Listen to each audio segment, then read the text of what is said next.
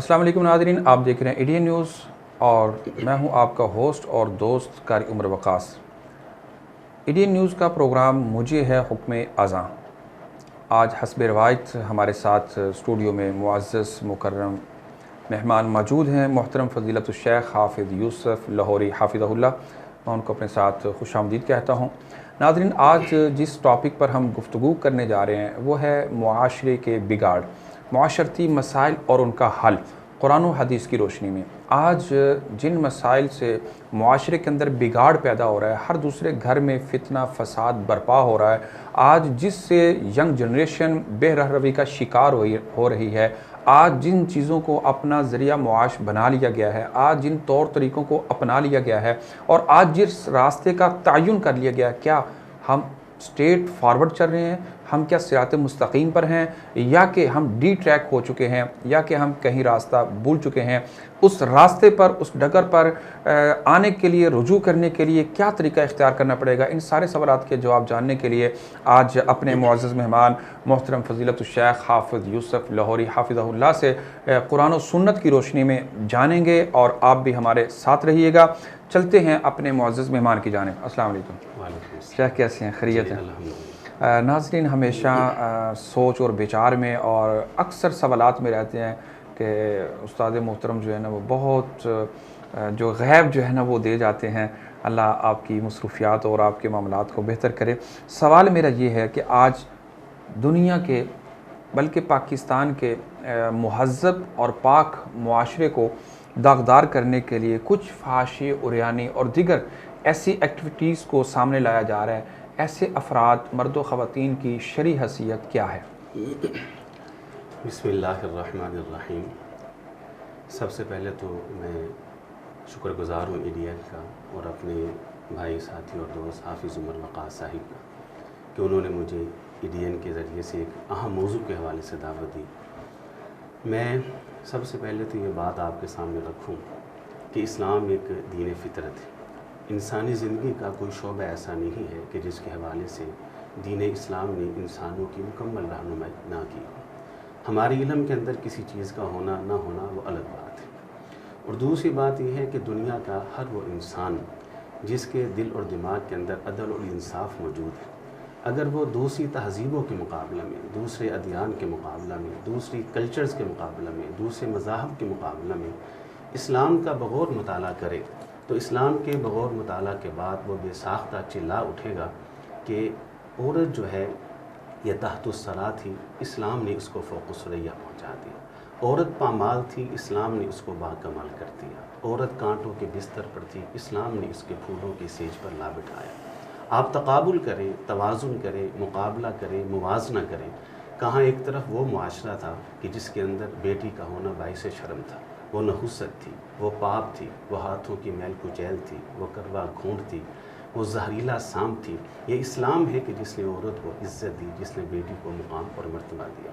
میں یہ بات ایڈین کے حوالے سے پورے چیلنج سے کرتا ہوں، اس لیے کرتا ہوں کہ پوری دنیا کے اندر کوئی بھی انسان چاہے کسی بھی مذہب یا دین کو ماننے والا کیوں نہ ہو، چاہے وہ اسرائیل کا یہودی، چاہے وہ یورپ کا عیسائی ہے، چاہے وہ ہندوستان کا ہندو ہے، اسلام کے علاوہ کوئی ایسا دین، کوئی ایسا مذہب، کوئی ایسا تمدن، کوئی ایسی سوسائٹی نہیں دکھا سکتا کہ جس مذہب میں اچھی بیوی کو آدھا ایمان قرار دیا گیا ہو، جس مذہب کے اندر ماں کے پاؤں تلے جنت بتلائی گئی، جس مذہب کے اندر بیٹی کی تربیت کو جنت کی ضمانت قرار دیا گیا، جس مذہب کے اندر ماں کے نافرمان پر جنت کے دروازوں کو بند کر دیا گیا ہو، جس مذہب کے اندر ماں کے نافرمانی کو اللہ نے اپنی نافرمانی قرار دیا ہو۔ اللہ کی قسم پوری دنیا کے اندر ان ساری خوبیوں کا محور اور مرکز اگر کوئی دین آپ کو ملے گا تو صرف اسلام ہی ملے گا اور کوئی نہیں۔ ان الذین یحبون ان تشیع الفاحشہ فی الذین آمنوا لہم عذاب علیم فی الدنیا والآخرہ واللہ یعلم وانتم لا تعلمون۔ اسلام کی ابتدا کو اگر آپ دیکھیں تو مدینے کا وہ معاشرہ جو اسلام کا سب سے اول معاشرہ ہے، اس معاشرے کے اندر آپ کو فحاشی، عریانی اور بے شرمی نام کی چیز کا کوئی وجود نظر نہیں آیا۔ اس دنیا کے پاک ترین اور پاکیزہ ترین انسان، مرد اور عورتیں اگر آپ کو تاریخ انسانیت میں کہیں ملے گی تو وہ مدینہ کے معاشرے کے اندر ملے گی۔ وہاں ایک پردے کا ماحول تھا، وہاں کے غیرت کا ماحول تھا، وہاں ایک حیا کا ماحول تھا۔ اصل اسلام کا کلچر یہی ہے۔ اللہ رب العزت بیان فرماتے ہیں کہ وہ لوگ جو اہل ایمان کے اندر فحاشی کو، عریانی کو پروان چڑھانا چاہتے ہیں، ان کے لیے دو قسم کے عذاب ہیں۔ پہلا عذاب کیا ہے؟ فی الدنیا، میں دنیا کے اندر ہی ان کو ایک عبرت بنا دیتا ہوں۔ آپ ہمارے معاشرے کے اندر بہت سارے ایسے واقعات دیکھتے ہیں کہ عزتیں اچھل رہی ہیں اور کپڑے اتارے جا رہے ہیں اور نہ جانے کیا کچھ ہو رہا ہے۔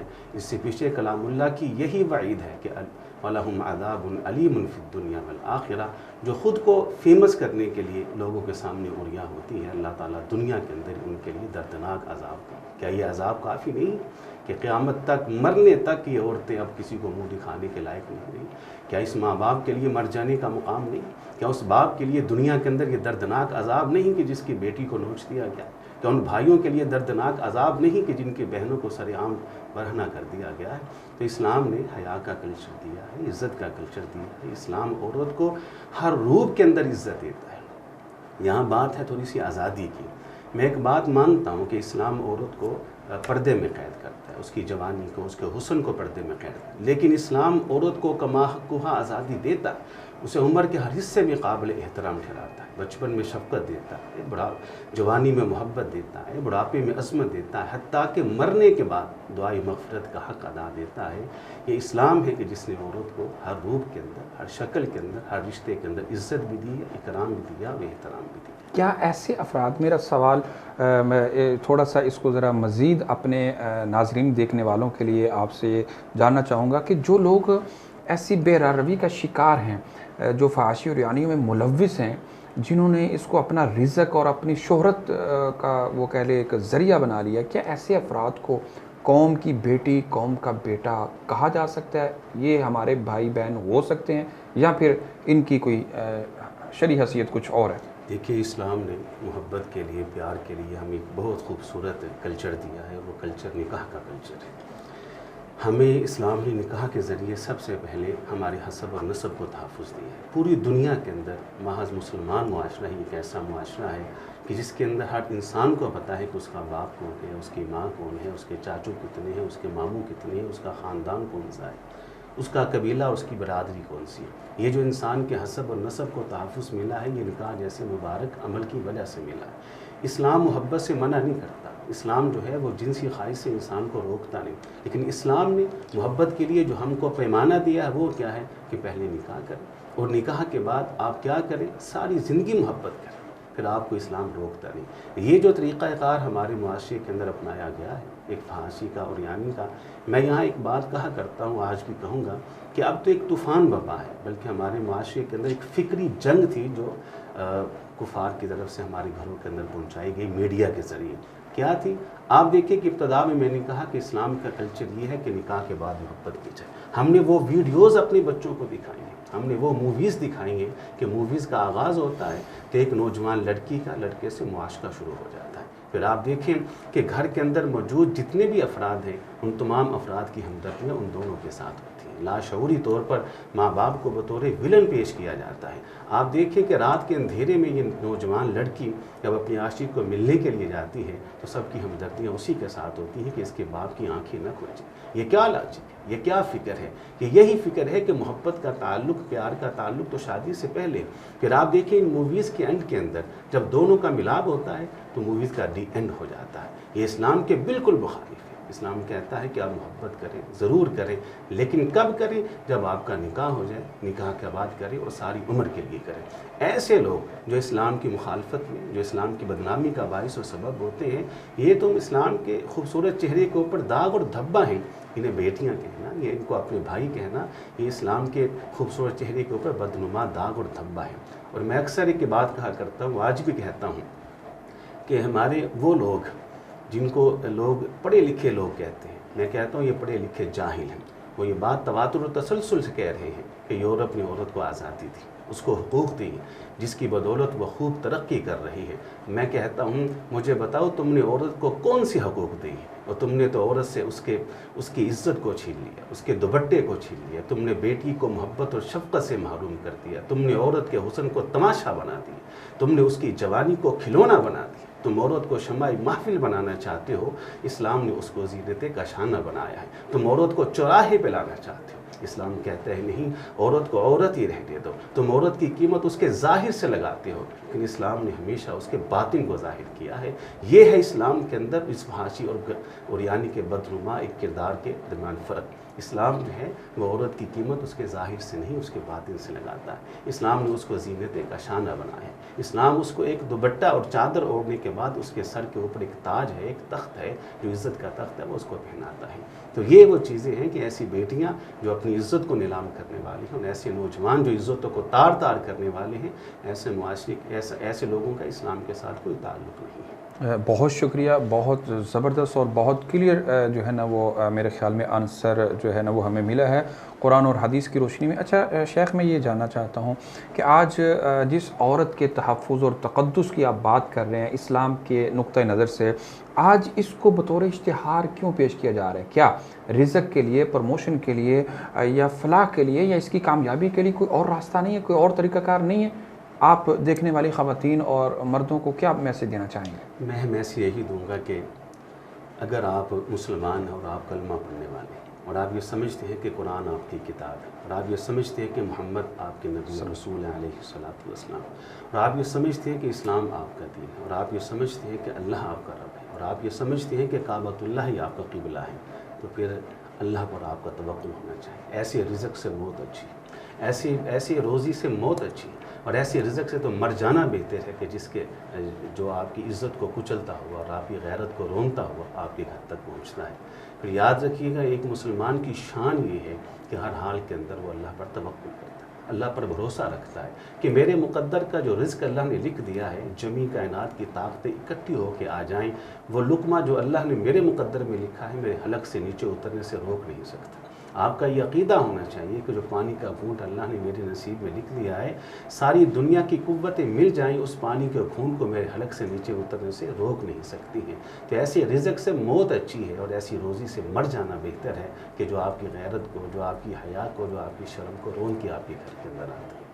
اچھا شیخ، بہت اچھی بات ہے، لیکن میں یہ جاننا چاہتا ہوں کہ ایک طرف وہ کہتے ہیں کہ اپنی بے رہ روی سے، اپنے جسم سے، اور اپنی نمود و نمائش سے، اور اپنی مختلف ایکٹیویٹیز سے جو ہے وہ رزق بنانا چاہتے ہیں، لیکن وہ صرف رزق نہیں بنا رہے بلکہ ریاست اور اسلام دونوں کی مخالفت کرتے نظر آتے ہیں۔ اور دوسری جانب اگر اس پرفتن دور میں دیکھا جائے تو وہاں پر اسلام کے پہرے دار، اسلام کے محافظ اور اسلام کے اصل ہیرو وہ بھی نظر آ رہے ہیں، اور آج فتوحات کا سلسلہ بھی جاری و ساری ہے۔ آج بڑے وہ کہہ لیں پرانے دور کی یاد تازہ ہو رہی ہیں۔ آپ کیا دیکھتے ہیں یہ دونوں کو ایک ساتھ؟ ماشاء اللہ، آپ نے یہ بڑا اچھا سوال کیا ہے۔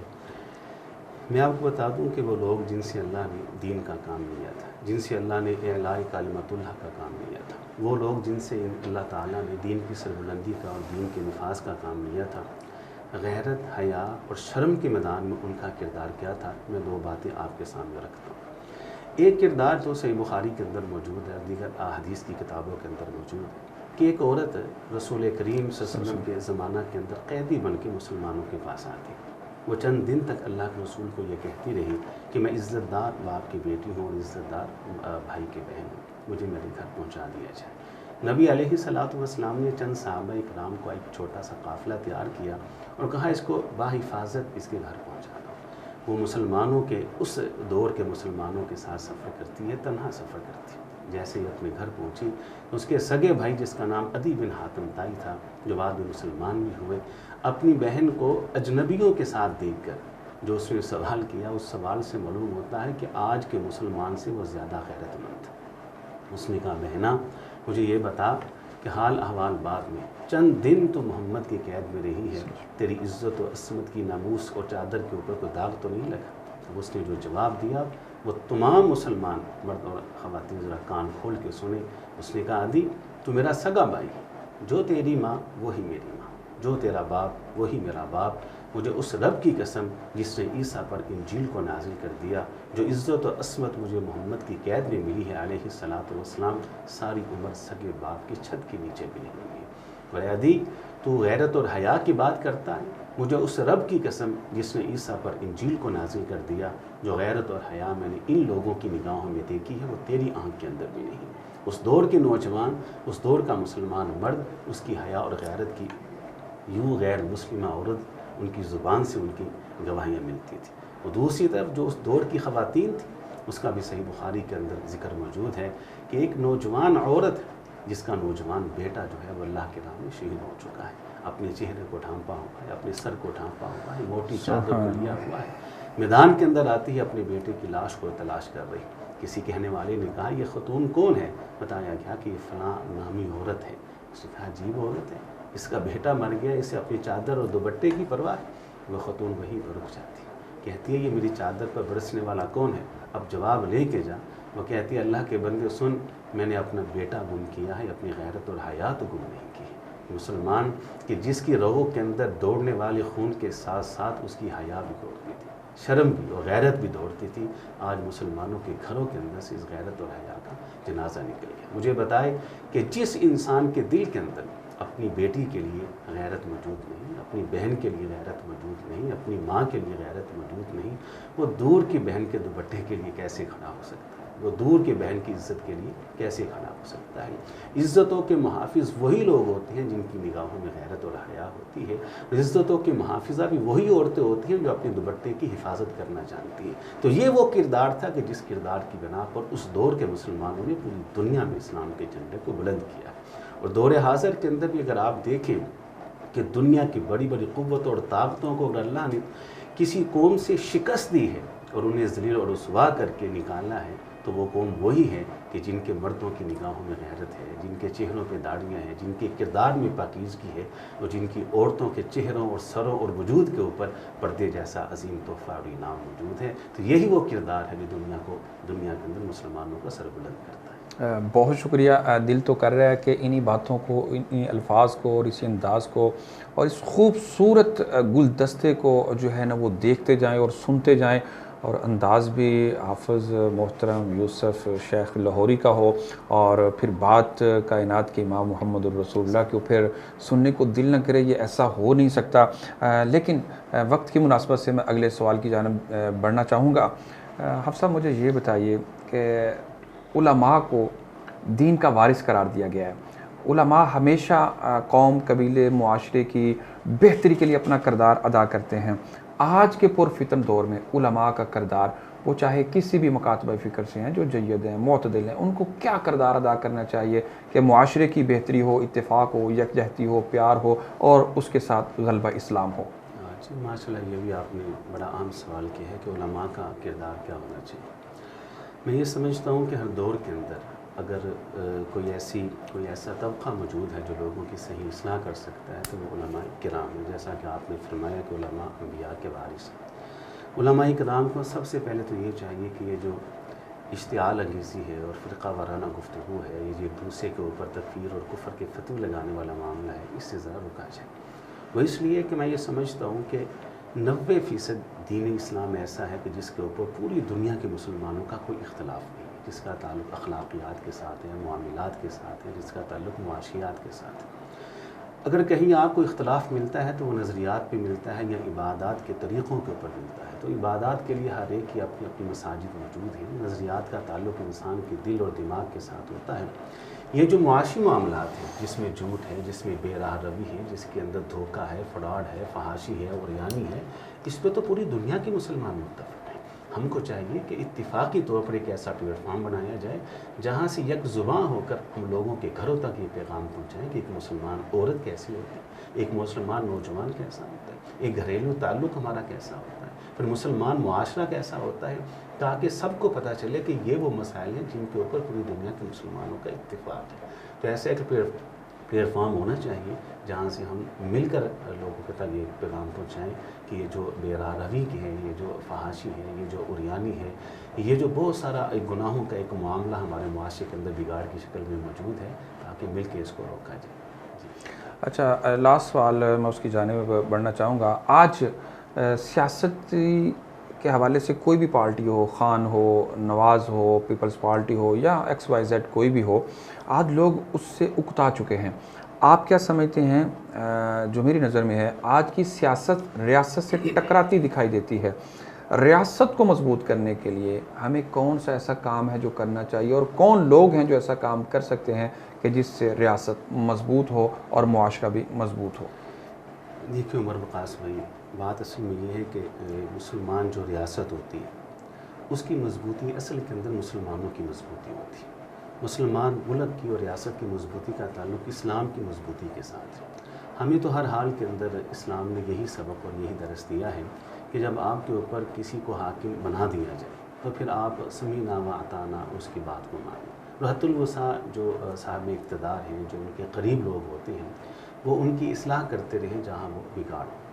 جب کوئی بھی عوام اپنی ریاست اور ملک کے خلاف کھڑی ہوتی ہے تو اس کا سب سے بڑا جو فائدہ ہوتا ہے وہ دشمن اٹھاتے ہیں جن کا تعلق اسلام کے خلاف ہوتا ہے، جو اسلام کے دشمن ہیں، اسلام کے مخالف ہیں، ملک کے مخالف ہیں۔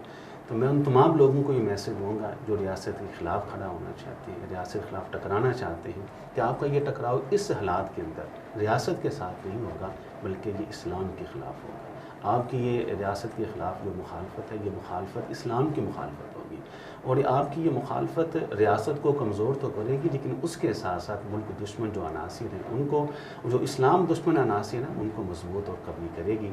تو ان حالات کے اندر ضروری ہے کہ ہم اپنی ریاست کے ساتھ مکمل تعاون کریں اور اسلام اور مسلمانوں کو ہم مضبوط کریں اور کفار کو ہم کمزور کریں۔ جی بہت شکریہ، ہمارے ساتھ معزز مہمان موجود تھے فضیلت الشیخ حافظ یوسف لاہوری حافظہ اللہ، جو ایک نہایت معتدل، انتہائی خوبصورت اور پیاری اور دھیمے انداز میں بڑی پرکشش اور دل سوز گفتگو کرنے والے ہیں۔ یقیناً آپ نے بھی آج کی گفتگو سے بہت کچھ سیکھا ہوگا، یقیناً سیکھنا چاہیے۔ فذکر ان الذکری تنفع المؤمنین، بس نصیحت کیجئے، نصیحت مومنوں کو فائدہ پہنچاتی ہے۔ اگر ان باتوں سے مجھے فائدہ پہنچتا ہے جو یقیناً پہنچنا چاہیے تو پھر میرے اندر ایمان کی کچھ رتی موجود ہے۔ اگر یہ باتیں میرے اوپر سے گزرتی ہیں تو پھر مجھے اپنے ایمان کی فکر کرنی چاہیے۔ لاسٹ پہ جو انہوں نے بات کہی ہے، بہت خوبصورت بات کہی ہے کہ اسلام اور پاکستان ایک ساتھ ہیں، اسلام اور پاکستان ایک ساتھ ہونے چاہیے، چونکہ اس کی بنیاد ایک ساتھ رکھی گئی تھی۔ پاکستان کا مطلب کیا؟ لا الہ الا اللہ۔ جس اسلام کے ریاست کی بنیاد یہ ہو تو وہاں لا الہ الا اللہ کی قدر و اہمیت نہ ہو، افادیت نہ ہو، اہمیت نہ ہو، تو پھر اس ریاست کی بھی ضرورت نہیں ہے۔ آج ان دونوں چیزوں کو ہمیں لازم و ملزوم کرنا چاہیے، اس کی شرم اور حیا کرنی چاہیے، اس کی قدر کرنی چاہیے اور اس کی افادیت کو سمجھنا چاہیے اور اللہ کا شکر ادا کرنا چاہیے کہ اس نے ہمیں ایک آزاد ریاست دی، اس کے اندر آزادی سب کچھ دیا، لیکن وہ آزادی دی کہ جہاں پر اس کی حدود کو پامال نہیں کیا جا سکتا، وہ چاہے مرد ہیں، چاہے خواتین ہیں، چاہے سیاست ہے، چاہے معیشت ہے، چاہے معاشرت ہے، چاہے کوئی ایک ڈپارٹمنٹ ہے، وہاں پر اس نے ایک کامل اکمل مکمل ضابطۂ حیات کے لیے ایک مکمل کامل اکمل دین ہمیں جو ہے وہ عطا کیا ہے، اس کے لیے کتاب جو ہے وہ کہہ لیں عطا کی ہے، اور اس کی کہہ لیں تفسیر کے لیے آپ صلی اللہ علیہ وسلم کی پوری زندگی کو ہمارے لیے نمونہ اسوہ قرار دیا۔ انشاءاللہ اس پر نیکسٹ گفتگو کریں گے اور معزز مہمان کو جو ہے وہ انشاءاللہ ہم دوبارہ آپ کے سامنے جو ہے نا وہ ہم آپ کے سامنے گفتگو کریں گے اور آپ کے سوالات کے وہ جوابات جو آپ جاننا چاہتے ہیں، جن سے آپ مستفید ہونا چاہتے ہیں، جس کی اویئرنس ہم سب کے لیے ضروری ہے، اس کو انشاءاللہ نیکسٹ پروگرام میں لائیں گے۔ اس پروگرام کے بارے میں آپ کی تعریف، آپ کی تنقید جو برائے اصلاح ہے، آپ کے سوالات، آپ کے کمنٹس جو آپ کے دل میں ہیں، وہ ہم لازم جاننا چاہتے ہیں۔ اس لنک کے نیچے جو ہے وہ ضرور اس سے آگاہ کیجیے، اپنے رائے سے، اپنی تجویز سے، اپنی تنقید سے، اپنی تعریف سے ہمیں ضرور آگاہ کیجیے گا۔ انشاءاللہ نئے پروگرام کے ساتھ جلد کریں گے آپ سے ملاقات، تب تک کے لیے مجھے اجازت دیجیے۔ معزز مہمان محترم فضیلت الشیخ حافظہ اللہ، محترم حافظ یوسف لاہوری کے ساتھ، اللہ حافظ۔ الفرقان سینٹر لایا آپ کے لیے خالص جنگلی شہد، ہر ایک چھوٹے بڑے کی ضرورت، صحت و تندرستی کے لیے نایاب تحفہ۔ الفرقان سینٹر کے پاس شہد اتارنے والی اپنی پروفیشنل ٹیم موجود ہے جو انتہائی تجربہ کار ہے۔ ان کی مہارت کا اندازہ ان کی ورکنگ اور کارکردگی کو دیکھ کر بخوبی کیا جا سکتا ہے۔ شہد اتارتے وقت ورکرز کو مختلف پرخطر مراحل کا سامنا کرنا پڑتا ہے۔ الفرقان سینٹر کی ٹیم نے شہد اتارنے کا کیا آغاز۔ سب سے پہلے دھونی سے مد مقابل مکھیوں کو اپنی مہارت سے پرامن اور محفوظ طریقے سے منتشر کر دیا۔ مکھیوں کے جتھے میں صرف ایک حصے میں شہد ہوتا ہے، جبکہ باقی بڑا حصہ ان کی کالونی یعنی انڈوں اور بچوں کی حفاظت پر مشتمل ہوتا ہے۔ یہ دیکھیں، شہد والے حصے کو بڑی مہارت کے ساتھ مکھیوں کے رہائشی حصے سے الگ کیا جا رہا ہے، اور ساتھ ہی شہد والے حصے کو اس طرح مخصوص انداز سے اپنے پاس محفوظ کر لیا گیا ہے۔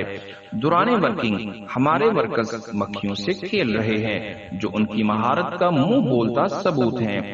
یہ جتھوں کا اندرونی سٹرکچر ہے جس میں مکھیاں شہد سٹور کرتی ہیں۔ یہاں سے شہد کو نکال کر فلٹر کر لیا جاتا ہے۔ ان تمام مراحل کے بعد ہم کرتے ہیں آپ کے لیے خالص جنگلی شہد کی خوبصورت پیکنگ، جو آپ کے لیے دستیاب ہے۔ ملک بھر میں شہد حاصل کرنے کے لیے ان نمبرز پر ابھی کال کریں: 03387109996 0524593662 یا الفرقان سینٹر وزٹ کے لیے بانو بازار چوک شہیدہ سیالکوٹ تشریف لائیں۔